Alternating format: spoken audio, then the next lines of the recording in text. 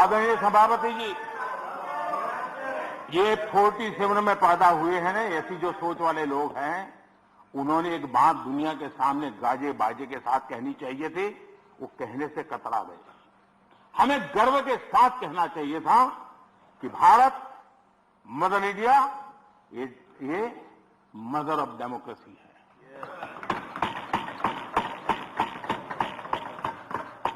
Democracy, debate, ये भारत में सदियों से चल रहा है। और कांग्रेस की कठिनाई ये है, डायनेस्टी के आगे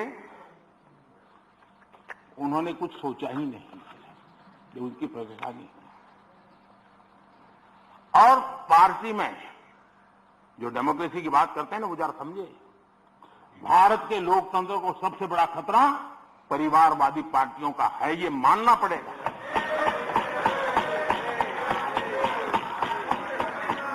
और पार्टी में भी जब कोई परिवार सर्वोपरि होता है, तब सबसे पहली कैजुअलिटी, जब पार्टी में भी कोई एक परिवार सर्वोपरि हो जाता है, तो सबसे पहली कैजुअलिटी टैलेंट की होती है।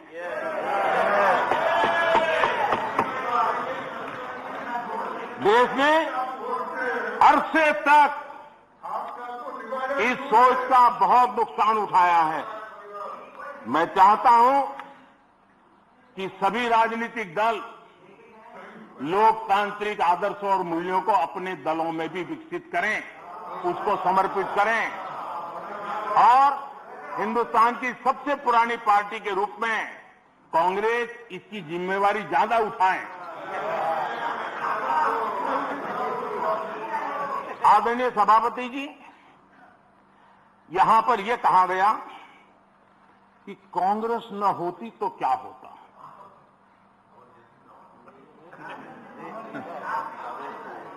India is Indira, Indira is India, यही सोच का परिणाम है। आदरणीय सभापति जी,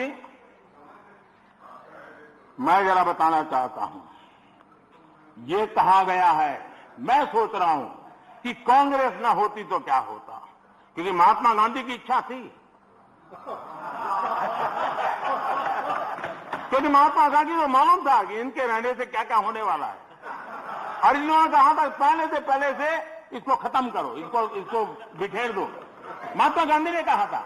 लेकिन अगर ना होती महात्मा गांधी की इच्छा के अनुसार, अगर हुआ होता, अगर महात्मा गांधी की इच्छा के अनुसार कांग्रेस न होती तो क्या होता? लोकतंत्र परिवारवाद से मुक्त होता। भारत विदेशी चश्मे के बजाय स्वदेशी संकल्पों के रास्ते पर चलता। अगर कांग्रेस न होती तो इमरजेंसी का कलंक न होता। अगर कांग्रेस न होती तो दशकों तक करप्शन को संस्थागत बनाकर नहीं रखा जाता। अगर कांग्रेस न होती तो जातिवाद और क्षेत्रवाद की खाई इतनी गहरी न होती। अगर कांग्रेस न होती तो सिखों का नरसंहार न होता। सिखों का नरसंहार न होता। सालों साल पंजाब आतंकी आग में न जलता। अगर कांग्रेस न होती तो कश्मीर के पंडितों को कश्मीर छोड़ने की नौबत न आती। अगर कांग्रेस न होती तो बेटियों को तंदूर में जलाने की घटनाएं न होती। अगर कांग्रेस न होती तो देश के सामान्य मानवी को घर, सड़क, बिजली, पानी, शौचालय, मूल सुविधाओं के लिए इतने सालों तक इंतजार न करना पड़ता। आदरणीय सभापति जी, मैं गिनता रहूंगा। खड़गे जी आपने भी 1 घंटा बोला, वो देर होगा कोई leader of the opposition, please understand. You आदरणीय also spoke सभापति for जी, 1 hour 6 minutes. पद्धति नहीं है. आदरणीय सभापति जी, कांग्रेस जब सत्ता में रही, देश का विकास नहीं होने दिया। अब विपक्ष में है तो देश के विकास में बाधा डाल रही है। अब कांग्रेस को नेशन पर भी आपत्ति है, नेशन पर आपत्ति है। यदि नेशन इसकी कल्पना गैर संवैधानिक है तो आपकी पार्टी का नाम इंडियन नेशनल कांग्रेस क्यों रखा गया?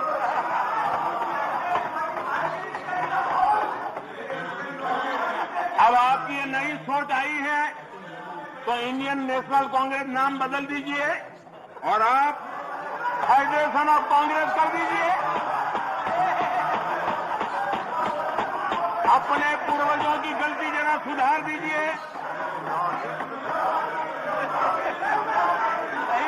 आदरणीय सभापति जी, आदरणीय सभापति जी, यहाँ पर Nothing will go on record without my permission. आदरणीय सभापति जी, Without my permission, nothing will go on record. Any comment? Federalism को लेकर भी Private कांग्रेस, sector टीएमसी और लेफ्ट सहित अनेक साथियों ने यहाँ बड़ी बड़ी बातें की। जरूरी भी है क्योंकि ये राज्यों के वरिष्ठ नेताओं का ये सदन है, लेकिन सभी साथियों को आदरणीय सभापति जी,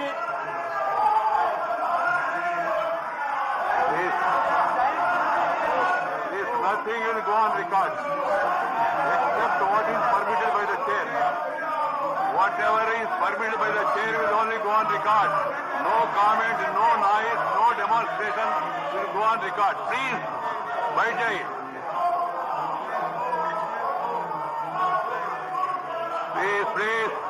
Please.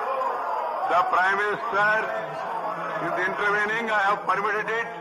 It will only go on record. Ramdas ji, आप चिंता मत करिए. वो तो आप चिंता मत करिए. जो जाना है वो जाएगा. आप क्यों चिंता करते? प्रधानमंत्री जी, yes. Don't comment, na. Let the people decide.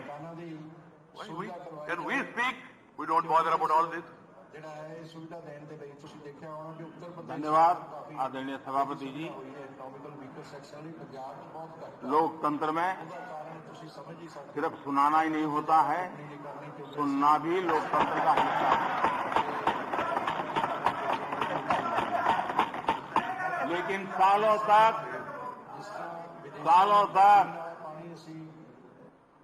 उपदेश देने की आदत रखी है, इसलिए जरा बातें सुनने में मुश्किल हो रहा है। आदरणीय सभापति जी, फेडरलिज्म को लेकर कांग्रेस, टीएमसी और लेफ्ट सहित अनेक साथियों ने यहाँ कई विचारों को प्रस्तुत किया है और बहुत स्वाभाविक है, और इस सदन में इसकी चर्चा होना और स्वाभाविक है क्योंकि यहाँ राज्य के वरिष्ठ नेता, उनका मार्गदर्शन इस सदन में हमें मिलता रहता है। लेकिन जब ये बात करते हैं तब मैं आज सबसे आग्रह करूंगा कि हम फेडरलिज्म के संबंध में हमारे जो कुछ भी विचार है कभी बाबा साहब आम्बेडकर को जरूर पढ़ें, बाबा साहब आम्बेडकर की बातों का स्मरण करें। बाबा साहब आम्बेडकर जी ने जो संविधान सभा में कहा था उसी को मैं कोट कर रहा हूं, और बाबा साहब आम्बेडकर ने कहा था ये फेडरेशन एक यूनियन है क्योंकि यह अटूट है। प्रशासनिक सुविधा हेतु देश और लोगों को विभिन्न राज्यों में विभाजित किया जा सकता है। प्रशासन के लिए विभिन्न राज्यों में विभाजित किया जा सकता है, लेकिन देश अभिन्न रूप से एक है। उन्होंने एडमिनिस्ट्रेटिव व्यवस्थाएं और नेशन की कल्पना को स्पष्ट किया है, और ये बाबा साहब आम्बेडकर ने संविधान सभा में कहा। मैं समझता हूं फेडरलिज्म को समझने के लिए बाबा साहब आम्बेडकर के इतने गहन विचारों से अधिक मैं समझता हूं तो मार्गदर्शन के किसी बात की जरूरत नहीं। लेकिन विशेषता ये है, क्या हुआ है हमारे देश में? फेडरलिज्म के इतने बड़े बड़े भाषण दिए जाते हैं, इतने उपदेश दिए जाते हैं, हम क्या वो दिन भूल गए जब एयरपोर्ट पर जरा सी बातों के लिए मुख्यमंत्री हटा दिए जाते थे? आंध्र प्रदेश के पूर्व मुख्यमंत्री टी अंजय जी के साथ क्या हुआ था, इस सदन के अनेक नेता अच्छी तरह जानते हैं। प्रधानमंत्री के बेटे को एयरपोर्ट पर उनका प्रबंध पसंद नहीं आया तो उनको बर्खास्त कर दिया गया। इसने आंध्र प्रदेश के करोड़ों लोगों की भावनाओं को आहत किया था। इसी प्रकार कर्नाटका के लोकप्रिय मुख्यमंत्री वीरेंद्र पाटिल जी को भी अपमानित करके पद से हटाया गया था, वो तब जब वो बीमार थे। हमारी सोच कांग्रेस की तरह संकीर्ण नहीं है। हम संकीर्ण सोच के साथ काम करने वाले लोग नहीं। हमारी सोच में राष्ट्रीय लक्ष्यों, राष्ट्रीय टारगेट और रीजनल एस्पिरेशन, उसके बीच में हम कोई कॉन्फ्लिक्ट नहीं देखते। हम मानते हैं कि रीजनल एस्पिरेशंस को उतने ही इज्जत के साथ एड्रेस करना चाहिए, समस्याओं का समाधान करना चाहिए।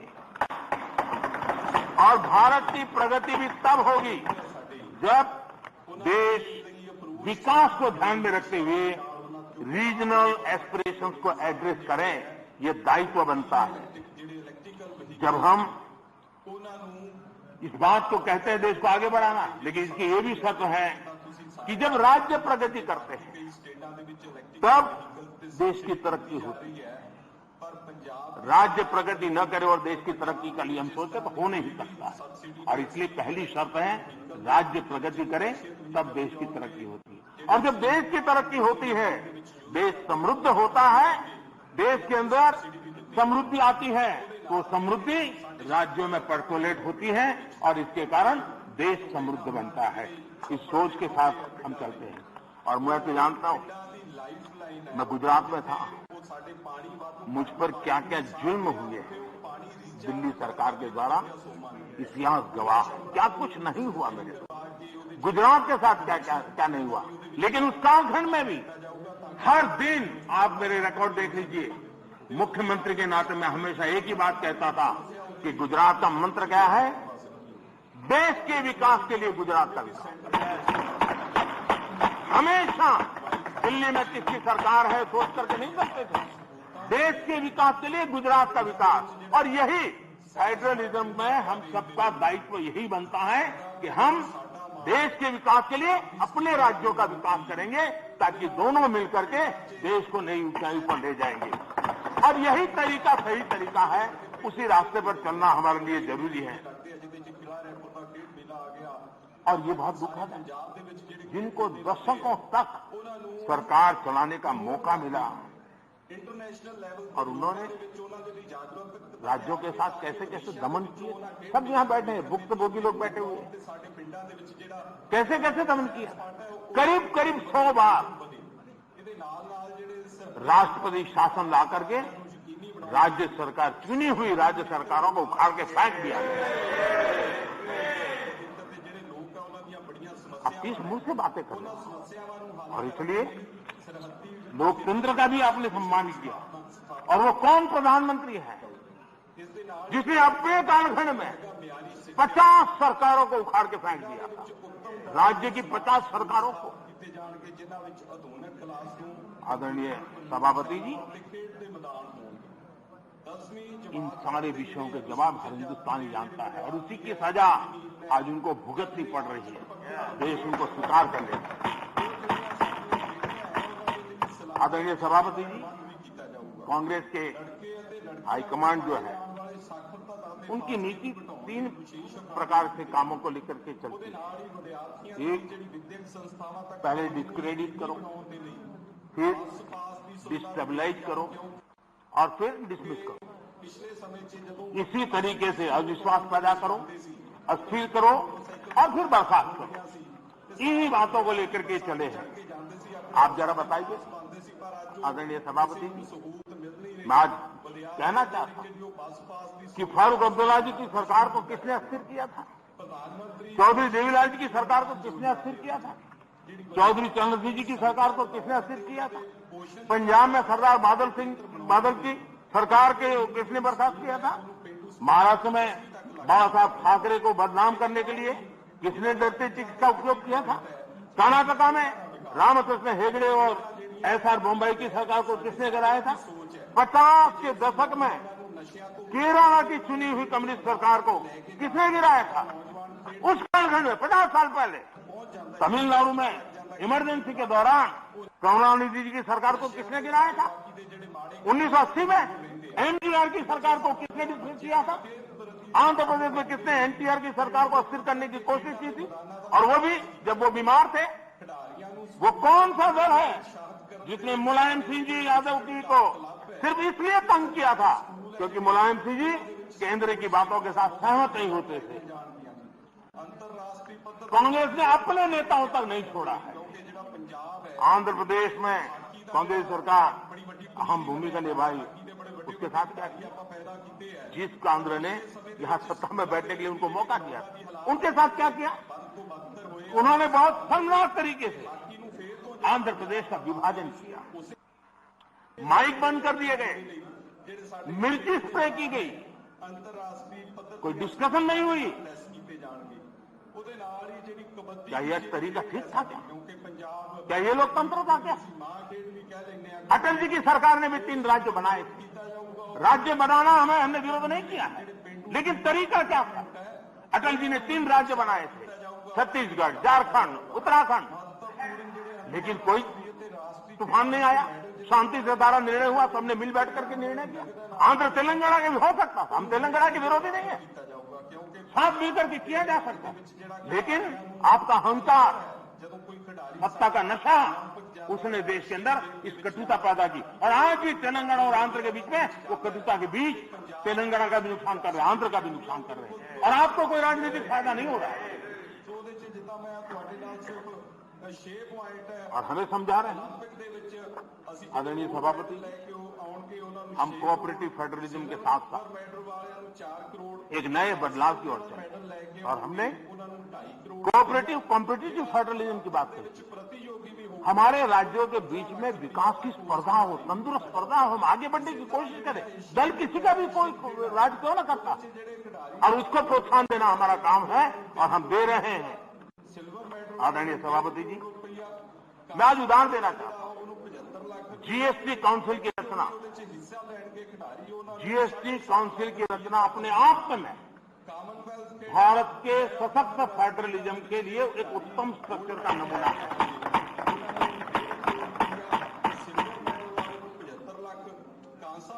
रेवेन्यू के अहम निर्णय जीएसटी काउंसिल में होते और राज्यों के वित्त मंत्री और भारत के वित्त मंत्री सभी इक्वल टेबल पर बैठ करके निर्णय करते। कोई बड़ा नहीं, कोई छोटा नहीं, कोई आगे नहीं, कोई पीछे नहीं, सब साथ मिलकर के दे। और देश को गर्व होना चाहिए, इस सदन को ज्यादा गर्व होना चाहिए कि जीएसटी के सारे निर्णय, सैकड़ों निर्णय हुए हैं, सबके सब सर्वानुमति से हुए।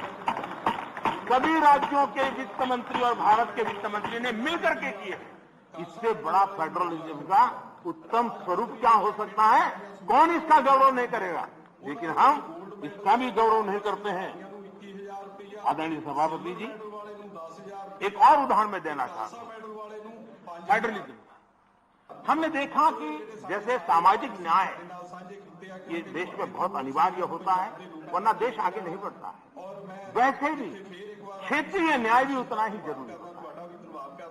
अगर कोई क्षेत्र विकास में पीछे रह जाएगा तो देश आगे नहीं बढ़ सकता। और इसलिए हमने एक योजना बनाई, एस्पिरेशनल डिस्ट्रिक्ट। देश में 100 से अधिक ऐसे डिस्ट्रिक्ट चुने, अलग अलग पैरामीटर के आधार पर चुने गए, राज्यों के साथ मशवरा करके चुने गए, और उन 100 से अधिक जो डिस्ट्रिक्ट हैं वो राज्य के जो एवरेज डिस्ट्रिक्ट उसकी बराबरी तो कम से कम आ जाए तो बहुत कम हो जाएगा।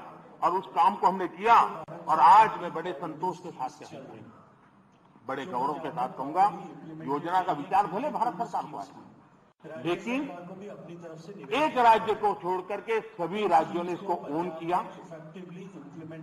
100 से अधिक जिलों की स्थिति बदलने के लिए केंद्र सरकार, राज्य सरकार और जिला इकाई आज मिलकर के काम कर रहे हैं, और उसमें सभी दलों की सरकार वाले राज्य, ऐसा नहीं है कि वो भारतीय जनता पार्टी के राज्य वाली सरकार है, और सबने मिलकर के इतने उत्तम परिणाम दिए हैं कि बहुत कम समय में एस्पिरेशनल डिस्ट्रिक्ट कई पैरामीटर में अपने राज्य की एवरेज से भी कुछ आगे निकल गए हैं। और ये समझता हूं कि उत्तम से उत्तम काम है। और मैं बताऊं, कुछ आकांक्षी जिले जो एस्पिरेशनल डिस्ट्रिक्ट हैं, उनके जनधन अकाउंट पहले की तुलना में 4 गुना ज्यादा जनधन अकाउंट खोलने का काम किया है। हर परिवार में शौचालय मिले, बिजली मिले, इसके लिए भी उत्तम काम इस एस्पिरेशनल डिस्ट्रिक्ट में सभी राज्यों ने मिलकर के किया है। मैं समझता हूं यही फेडरल स्ट्रक्चर का उत्तम उदाहरण है, और उसी से देश की प्रगति के लिए फेडरल स्ट्रक्चर का ताकत का उपयोग होना, ये उसका उदाहरण है। आदरणीय सभापति जी, मैं आज एक और कैसे आर्थिक मदद होती है राज्यों को, किस तरीके से नीतियां कैसे बदलाव लाने से परिवर्तन आता है, उसका भी उदाहरण देना चाहता हूं। वो भी एक समय था जब हमारे प्राकृतिक संसाधन सिर्फ कुछ लोगों की तिजोरियां भरने के लिए काम आते थे। ये दुर्दशा हमने देखी है, उसकी चर्चाएं बहुत चली है। अब इस संपदा राष्ट्र का खजाना भर रही है। हमने कोयले और माइनिंग सेक्टर में रिफॉर्म की। 2000 में हमने पारदर्शी प्रक्रिया के साथ खनिज संसाधनों का ऑप्शन किया। हमने रिफॉर्म्स की प्रक्रिया को जारी रखा, जो जैसे वैध लाइसेंस की बिना चार्ज के ट्रांसफर, 50% प्रोड्यूसर की ओपन मार्केट में सेल बिक्री, अर्ली ऑपरेशनलाइजेशन पर 50% रिबेट। बीते एक साल में माइनिंग रेवेन्यू लगभग 14,000 करोड़ रुपए से बढ़कर लगभग 35,000 करोड़ रुपए पर पहुंचा है। ऑक्शन से जितना भी रेवेन्यू आया वो राज्य सरकारों को मिला। ये निर्णय किया है, सबसे बड़ी बात यह है, ये सुधार जो लागू हुए हैं इसका राज्य का ही भला हुआ है, और राज्य का भला होने में देश का भला है ही है। कोऑपरेटिव फेडरलिज्म का इस क्षेत्र इतना बड़ा महत्वपूर्ण निर्णय, और उड़ीसा इस रिफॉर्म को लागू करने में अग्रिम राज्य रहा। मैं उड़ीसा के मुख्यमंत्री जी को अभिनंदन देता हूं कि उनकी सरकार ने सारे रिफॉर्म को हमारे साथ कंधे से कंधा मिलाकर के काम किया। आदरणीय सभापति जी, यहां पर यह भी चर्चा हुई कि हम इतिहास बदलने की कोशिश कर रहे हैं। कई बार बोला जाता है, बाहर भी बोला जाता है, और कुछ लोग लिखा जाते हैं। इसको लेकर के डिटेल पॉलिसी वर्कआउट करें। मैं देख रहा हूं कि कांग्रेस किसान को क्रॉप डाइवर्सिफिकेशन के लिए एक प्रकार से अर्बन नक्सल के चुंगाल में फंस गई। हरियाणा की सरकार उनकी पूरी सोचने के तरीकों को अर्बन नक्सलों ने कब्जा कर लिया, जो किसान और इसलिए उनकी सारी सोच गतिविधि डिस्ट्रक्टिव बन गई, और देश के लिए चिंता का विषय, बड़ी गंभीरता से सोचना पड़ेगा। अर्बन नक्सल ने बहुत चालाकी पूर्वक कांग्रेस की इस दुर्दशा का फायदा उठा करके उसके मन को पूरी तरह कब्जा कर लिया, उसके विचार प्रवाह को कब्जा कर लिया, और उसी के कारण बार बार ये बोल रहे हैं इतिहास बदल रहा है। आदरणीय सभापति जी, हम सिर्फ कुछ लोगों की याददाश्त को ठीक करना चाहते हैं, थोड़ा उनका मेमोरी पावर बढ़ाना है। हमको इतिहास बदल नहीं रहा। कुछ लोगों का इतिहास कुछ ही साल से शुरू होता है, हम जरा उसको पहले ले जा रहे हैं और कुछ नहीं कर रहे हैं। अगर उनको 50 साल के इतिहास में ही मजा आता है तो हमको 100 साल तक ले जा रहे हैं, किसी को 100 साल तक मजा आता है तो हम 200 साल के इतिहास में ले जाते हैं, किसी को 200 से ज्यादा हम 300 ले जाते हैं। अब जो 300 साढ़े 300 ले जाएंगे तो छत्रपति शिवाजी का नाम आएगा ही आएगा। हम तो उनकी मेमोरी को सफेद कर रहे हैं, हम इतिहास बदल नहीं रहे। किसी भी ऑर्गेनाइजेशन कुछ लोगों का इतिहास सिर्फ एक परिवार तक सीमित है, क्या करें इसका?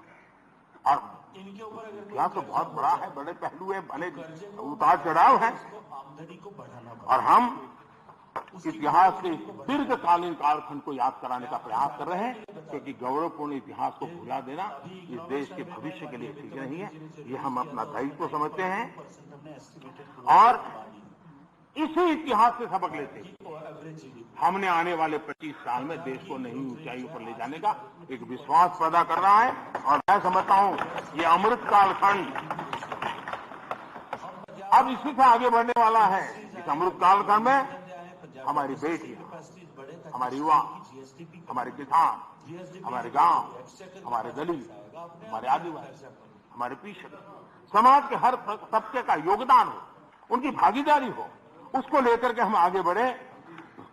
कभी कभी हम 1857 के स्वतंत्र संग्राम की ओर देखेंगे, हमारे आदिवासी क्षेत्रों में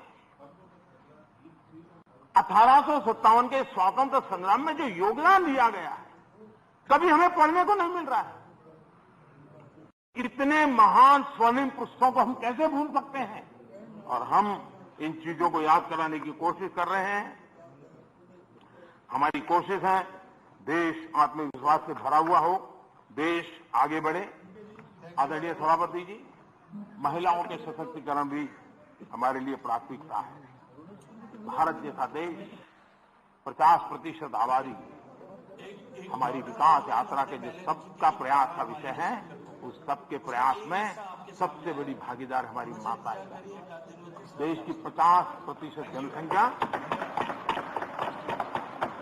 और इसलिए भारत का समाज की विशेषता है, अपनी परंपराओं में सुधार करता है, बदलाव भी करता है। एक जीवन समाज है। हर युग में ऐसे महापुरुष निकलते हैं जो हमारी बुराइयों को से समाज को मुक्त करने के लिए प्रयास करते हैं। और आज हम जानते हैं महिलाओं के संबंध में भी भारत में कोई आज चिंतन हो रहा नहीं, पहले से हमारे आज चिंतन हो रहा है। उनके सशक्तिकरण को हम प्राथमिकता दे रहे हैं। अगर हमने मैटरनिटी लीव बढ़ाई तो एक प्रकार से महिलाओं के सशक्तिकरण और परिवार के सशक्तिकरण का हमारा प्रयास है और उस दिशा में हम काम कर रहे हैं। बेटी बचाओ बेटी पढ़ाओ, आज उसका परिणाम है कि जेंडर रेशियो में जो हमारी असंतुलन था उसको काफी अच्छी स्थिति में हम पहुंच गए। और जो रिपोर्ट्स आ रहे हैं उसमें आज हमारे कुछ स्थानों पर तो हमारे यहाँ पुरुषों से माताओं बहनों की संख्या बढ़ रही है। ये बड़े एक आनंद का विषय है, गौरव का विषय है। जो बुरे दिन हमने देखे तो उसमें हम बाहर आए हैं और इसलिए हमने प्रयास करना चाहिए। आज एनसीसी में हमारी बेटियां हैं, सेना में हमारी बेटियां हैं, वायुसेना में बेटियां हैं, हमारी नौसेना में हमारी बेटियां हैं। 3 तलाक की कुप्रथा को हमने खत्म किया और मैं जहां जाता हूं मुझे इन माताओं बहनों का आशीर्वाद मिलता है, क्योंकि 3 तलाक की प्रथा जब खत्म होती है तब सिर्फ बेटियों को न्याय मिलता है ऐसा नहीं है, उस पिता को भी न्याय मिलता है, उस भाई को भी न्याय मिलता है जिसकी बेटी 3 तलाक के कारण घर लौट के आती है, जिसकी बहन 3 तलाक के कारण घर लौट के आती है। इसलिए ये पूरे समाज के कल्याण के लिए है। ये सिर्फ कोई महिलाओं के लिए है और पुरुषों के खिलाफ ऐसा नहीं है। ये मुसलमान पुरुष के लिए भी उतना ही उपयोगी है, क्योंकि वो भी किसी बेटी का बाप है, वो भी किसी बेटी का भाई है, और इसलिए ये उसका भी भला करता है, उसको भी सुरक्षा देता है। और इसलिए कुछ कारणों से लोग बोल पाए न बोल पाए, लेकिन इस बात से सब लोग एक गौरव का आनंद तो भरते हैं। कश्मीर में हमने 370 धारा को जो हटाया, वहां की माताओं बहनों को एम्पावर किया है। उनको जो अधिकार नहीं तो अधिकार हमने दिलवाए हैं, और उस अधिकारों के कारण आज उनकी ताकत। आज शादी की उम्र में क्या कारण है? आज के युग में मेल और फीमेल के बीच में अंतर होना चाहिए, क्या जरूरत है? बेटा बेटी एक समान है तो हर जगह पे होना चाहिए, और इसलिए बेटे बेटी की शादी की उम्र समान हो, उस दिशा में हम आगे बढ़े हैं। मुझे विश्वास है कि कुछ ही समय में ये सदन भी उसके विषय में सही निर्णय कर करके हमारी माताओं बहनों के कल्याण के लिए काम करेगा। आदरणीय सभापति जी, यह वर्ष गोवा के 60 वर्ष का एक महत्वपूर्ण कालखंड का वर्ष है। गोवा मुक्ति को 60 साल हुए। मैं आज जरा उस चित्र को कहना चाहता हूं। हमारे कांग्रेस के मित्र जहां भी होंगे जरूर सुनते होंगे, गोवा के लोग जरूर आज सुनते होंगे मेरी बात को।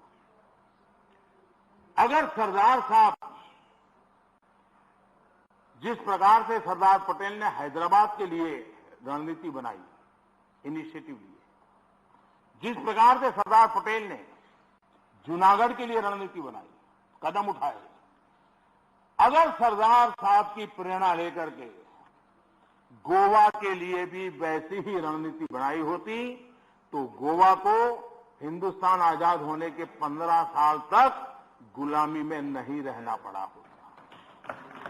भारत की आजादी के 15 साल के बाद गोवा आजाद हुआ और उस समय के 60 साल पहले के अखबार, उस जमाने की मीडिया रिपोर्ट बताती है कि तब के प्रधानमंत्री अंतर्राष्ट्रीय छवि का क्या होगा, ये उनकी सबसे बड़ी चिंता का विषय था।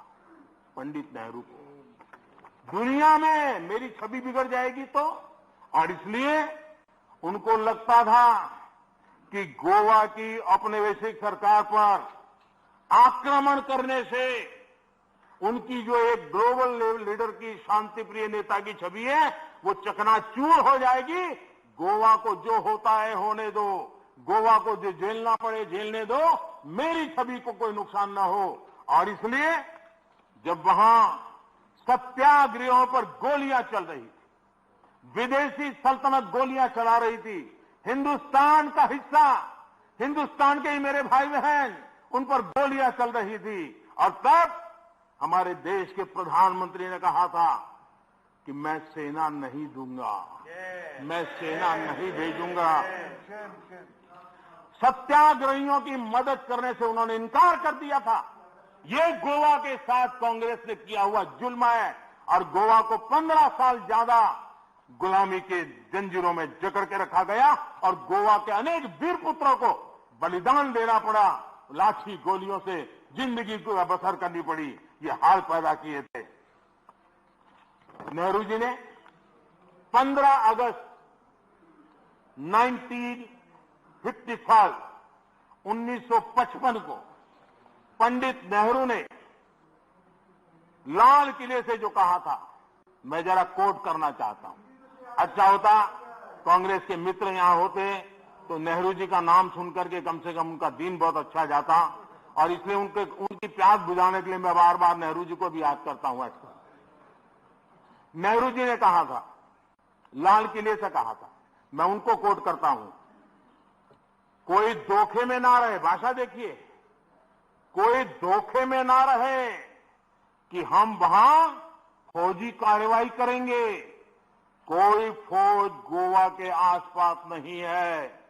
अंदर के लोग चाहते हैं कि कोई शोर मचाकर ऐसे हालात पैदा करे कि हम मजबूर हो जाएं फौज भेजने के लिए।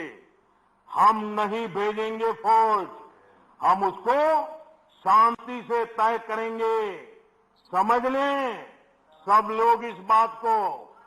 ये हुंकार 15 अगस्त को गोवा वासियों के एस्पिरेशंस के खिलाफ कांग्रेस के नेता के बयान है।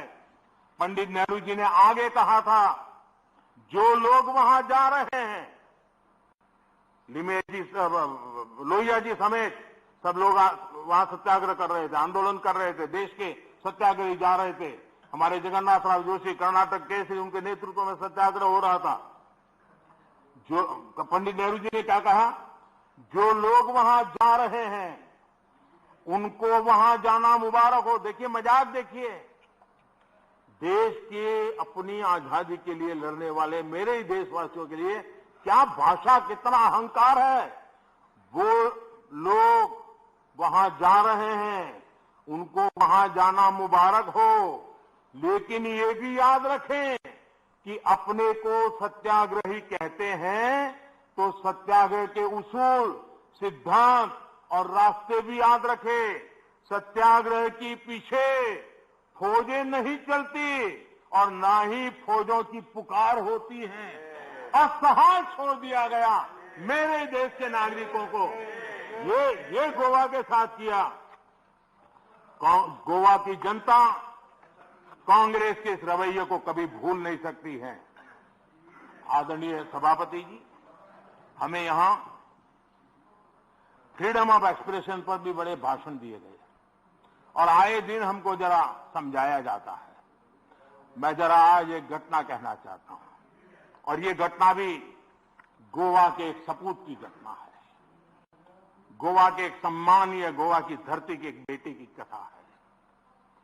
अभिव्यक्ति के संबंध में क्या होता था, कैसे होता था, ये उदाहरण मैं देना चाहता हूं। व्यक्ति स्वतंत्रता की बातें करने वाले लोगों का इतिहास में आज खोल रहा हूं। क्या किया है। लता मंगेशकर जी के निधन से आज पूरा देश दुखी है। देश को बहुत बड़ी खोट है। लेकिन लता मंगेशकर जी का परिवार गोवा का है,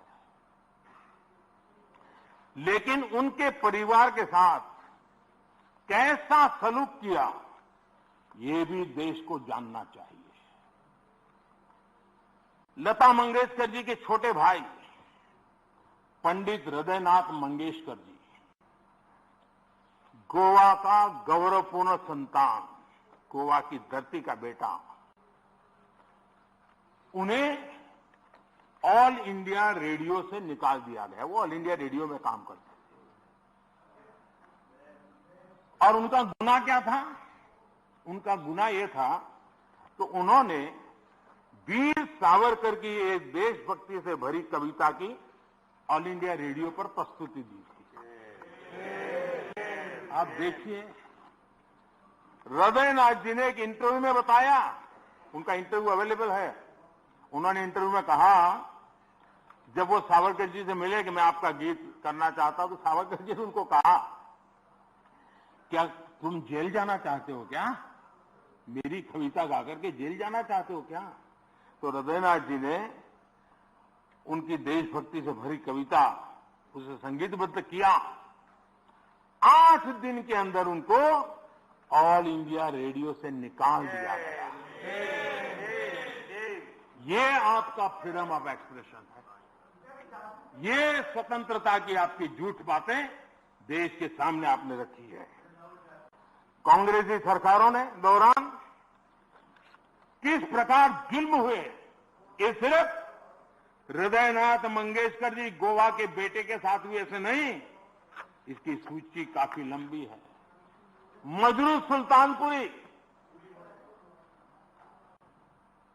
सुल्तानपुरी जी को पंडित नेहरू की आलोचना करने के लिए 1 साल जेल में बंद कर दिया गया। नेहरू जी के रवैये की आलोचना करने के लिए प्रोफेसर धर्मपाल जी को जेल में डाल दिया गया था। प्रसिद्ध संगीतकार किशोर कुमार जी को इमरजेंसी में इंदिरा जी के सामने न झुकने के कारण, इमरजेंसी के पक्ष में न बोलने के कारण उनको आपातकाल में उनको भी निकाल दिया गया था। हम सभी जानते हैं कि एक विशेष परिवार के खिलाफ अगर कोई थोड़ी सी भी आवाज उठाता है, जरा भी आंख ऊंची करता है, तो क्या होता है। सीताराम केसरी को हम भली भांति जानते हैं, क्या हुआ ये हमें पता है। आदरणीय सभापति जी, मेरी सदन के सदस्यों से, सभी से प्रार्थना है कि भारत के उज्जवल भविष्य पे भरोसा करें। 130 करोड़ देशवासियों के सामर्थ्य पर हम भरोसा करें। हम बड़े लक्ष्य लेकर के इसी सामर्थ्य के आधार पर देश को नई ऊंचाई पर ले जाने के लिए हम कृत संकल्पी बने। आदरणीय सभापति जी, हमने मेरे तेरे अपने पराए इस परंपरा को खत्म करना होगा और एक मत से, एक भाव से, एक लक्ष्य से एक साथ चलना, यही देश के लिए समय की मांग है। एक स्वर्णिम काल है, पूरा विश्व भारत को तरफ बड़े आशा से और बड़े गौरव से देखा। ऐसे समय हम मौका गंवा न दें। देशवासियों के कल्याण के लिए इससे बड़ा कोई अवसर आने वाला नहीं है। ये मौका हम पकड़ लें। 25 साल की यात्रा हमें कहीं से कहां पहुंचा सकती है। हमारे देश के लिए, हमारी परंपराओं के लिए हम गौरव करें और सभापति जी, हम बड़े विश्वास के साथ मिलकर के चलेंगे। और हमारे यहां तो शास्त्रों में कहा गया है, सं गच्छध्वम, सं वदध्वम, संवो मनासी जानताम। यानी हम साथ चले, साथ चर्चा करें, मिलकर हर कार्य करें।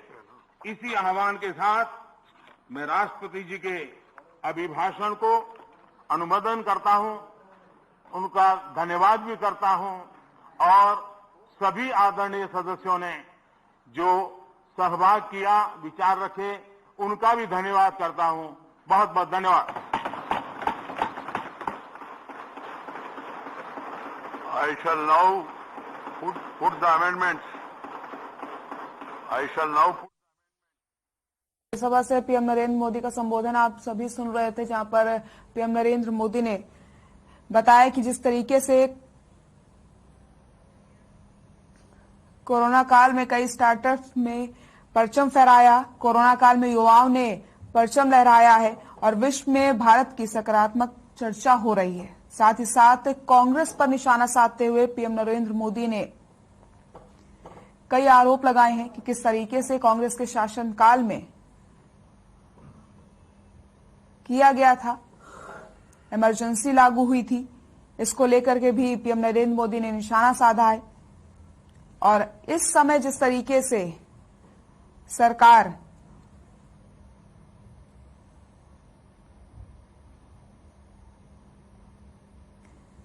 कामकाज कर रही है, उसके विषय में भी जानकारी पीएम नरेंद्र मोदी ने दी है कि संकट में किसानों के पास पैसे भेजे गए हैं, किसानों के खाते में सीधा पैसा पहुंचाया गया। कोरोना काल में भी किसी को किसी प्रकार की समस्या नहीं होने दी गई।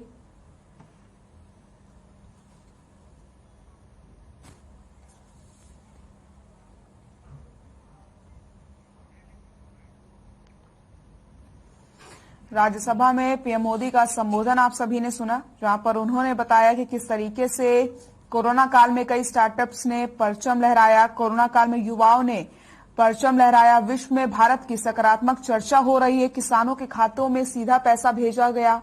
मतलब कोरोना काल में किसी प्रकार की कोई समस्या यहां पर लोगों को नहीं होने दी गई। फिलहाल इस बुलेटिन में बस इतना ही। नमस्कार।